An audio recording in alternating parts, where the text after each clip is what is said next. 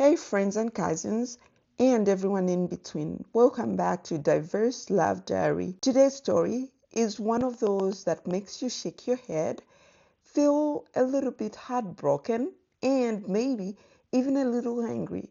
We are reacting to the real life experience of Mrs.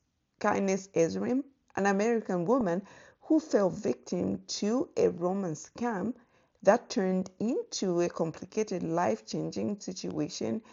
In total, she lost 80,000 US dollars. She was 53 at the time that she met the guy on Facebook who said he had a profile of a white guy. He was about 24.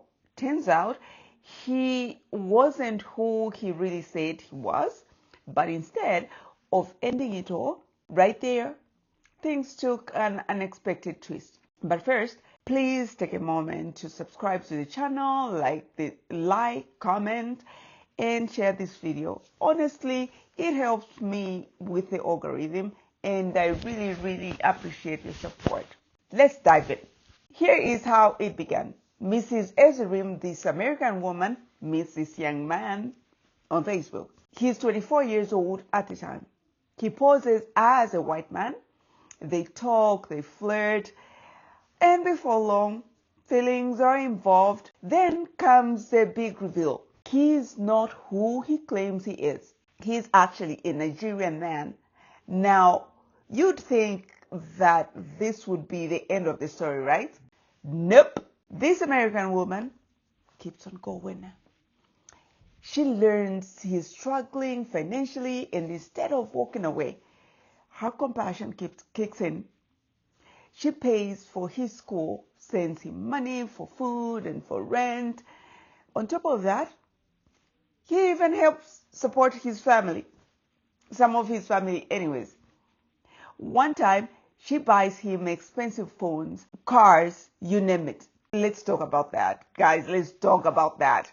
I know some of you are already screaming at the screen like right now. Why didn't she walk away? Why didn't she block him? But let's be real, guys. Loneliness and empathy can cloud judgment. At 53, maybe she felt overlooked. Maybe she wanted to believe that love could surprise her. And for him, yes, whatever he did was dishonest and manipulative. But we also need to talk about the broader issue. Why are so many young men turning to scams like this? Is it poverty? Is it desperation? Is it greed? We'll get into that later. Here is where things get even more shocking. Mrs. Kindness, this American woman, does not just send money. She flies to Nigeria to meet the guy. And on their first meeting or something like that, they get married. This is a big step. Come on now. Flying across continents to marry someone who deceived you in the beginning. And after the wedding, there's a lot of things that happened. She rented an apartment where they lived, and she bought everything, the food, the upkeep, paid for electricity, water, all the bills, everything she did. This guy never did anything for her. On top of that, he hadn't told the friends that he was married. So it was the weirdest thing. So what does he do? He locks her up such that she was at some point got so upset, and she took all the painkillers that she had or whatever medication that she had, and she downed that because she just wanted to end it all. And she ended up in a coma actually for 2 days. So I will play the clip so that you guys can see her explanation in that clip. Let's roll it. I almost took my life. Yeah, this is the worst marriage. Being married to you is the worst mistake I ever made. How is it that I'm your wife? I come to visit you for 2 months. How is it that you're on the phone with your side chick? How is it that goodness is always there? you have not taken care of me as a husband.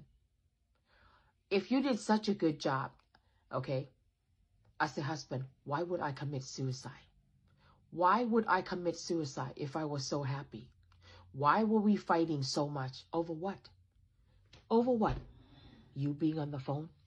You locking me in the house? You imprisoned me. That's why I never met no one, saw no one.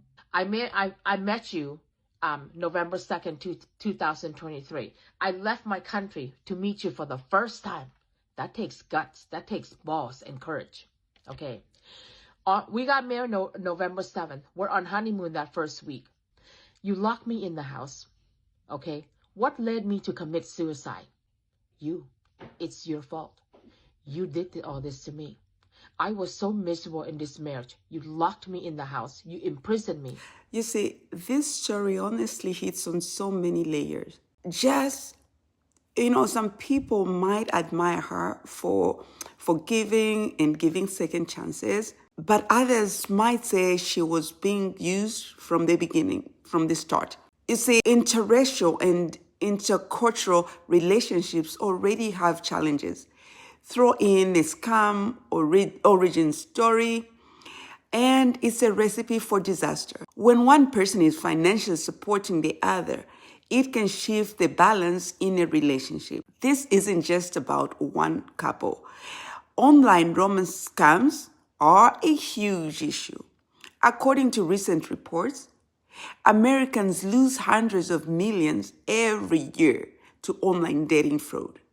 These scams often start on platforms like Facebook, Instagram, or dating apps. Scammers build emotional connections first before they ask for money. And what's heartbreaking, victims aren't naive.